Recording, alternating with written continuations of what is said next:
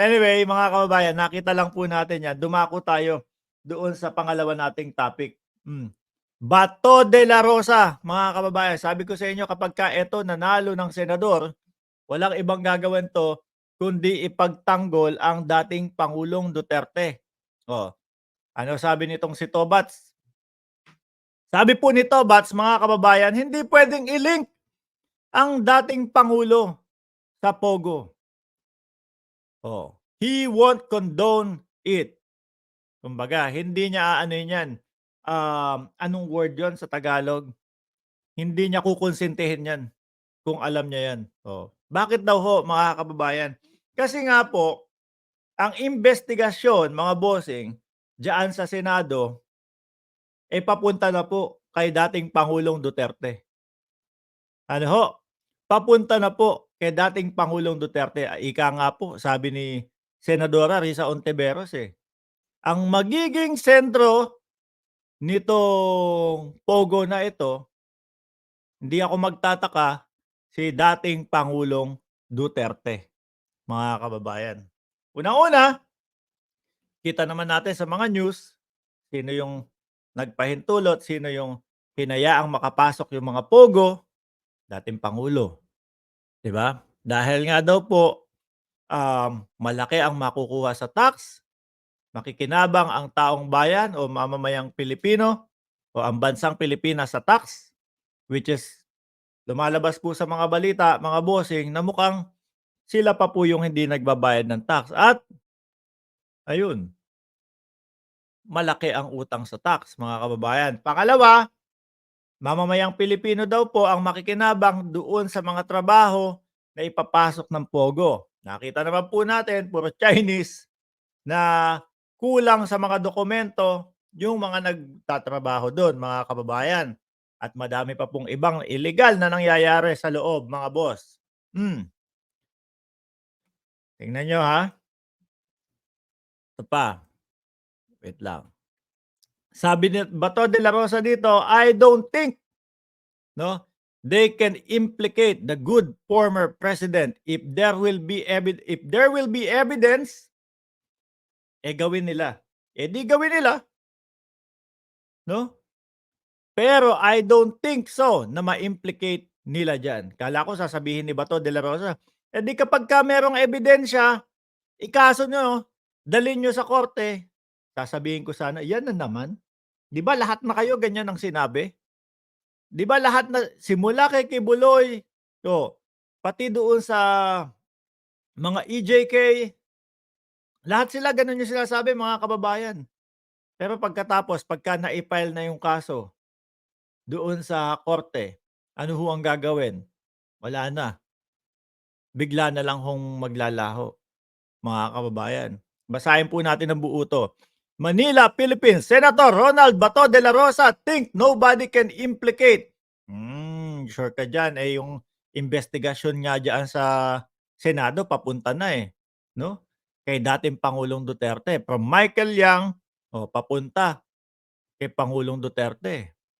Nobody can implicate former President Rodrigo Duterte in the operation of illegal Philippine offshore gaming operators, Pogo, in the country. De la Rosa, in a press conference on Wednesday, addressed the allegation being heard against Michael Yang. Kumbaga, yun yung isa sa advisor ng dating Pangulo, mga bossing. Duterte, former economic advisor and a central figure to the Parmali scandal. Isa din po sa sinasabi ni Senadora Risa Ontiveros na mukhang etong mga dawit sa Parmali isang tao lang din, yung doon sa mga illegal na Pogo, mga kababayan. Nakita ko to. How much does dental implant cost? Jason Sa, ito pala implant. Meron sa ads, implant. Kung totoong 1 million yung sweldo mo, pa-implant ka na. Tuloy natin. By mere association lang yan. By mere association. Siguro dahil kilala niya si Michael Yang, pero kapag sabihin mo na si President Duterte mismo ay involved sa kung ano mang ginagawa, kung meron man napa-question ka pa dun, dami na ngang nakita, eh. Kung meron mang ginagawa na illegal yung certain Michael Yang na yan, kung meron mang ginagawang illegal, I don't think iko-condone ni Pangulong Duterte iyan. Ano din 'to, parang Mayor Alice Guo din? Ano? Parang Mayor Alice Guo din po mga kababayan na hindi niya alam na yung mga ka-business partners niya, eh, mga wanted pala. Eto mismong ano, mismong adviser po, economic adviser ng ating pangulo, ng dating pangulo. Sa nakikita ko po mga bossing, kung ano man ang mga kilos nito for sure ako dapat alam niya lahat 'yan. Alam niya lahat dapat 'yan mga kababayan. Kaya sabi ko naman eto pa lang, hindi pa nag-eeleksyon, eh, alam na natin kung ano ang magiging silbi ni Bato de la Rosa sa Senado.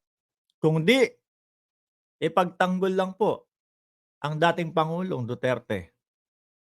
Ano ho? Tina B, Yayaning, Joel Carino, Happy Dragnel, Maria A. Esmana, Mama Mia 555, shoutout sa inyo. Tingin niyo po mga kababayan, 'pag nakapasok ulit si Bato de la Rosa, nakabalik sa makakabalik kaya ulit sa Senado? Feeling ko talaga hindi, eh. Mas masasapawan ito nung mga totoong oposisyon kung sakali, kaysa sa kanilang mga pugosisyon. Baka siguro mga ilang investigasyon pa, lalabas na din ang pangalan ni Bato de la Rosa sa pogo na 'yan. Ano ho, kagaya ni Harry Roque nagulat tayo biglang merong papeles sa loob. Sa loob ng pogo may papeles si Harry Roque, oh. Kaya pala todo ang tanggi, kaya pala todo yung batikos sa ating presidente, eh, may mga makikita palang, butas sa kanya. Eh, baka gano'n din po si De La Rosa kaya ngayon po, eh, inuumpisahan ng magtanggol, inuumpisahan ng, um, tapusin yung mga ganitong usapin sa pogo. Hindi natin alam, malalaman natin sa mga susunod na kabanata, malalaman natin sa mga susunod na mga investigasyon po sa Senado mga kababayan, 'di ho ba?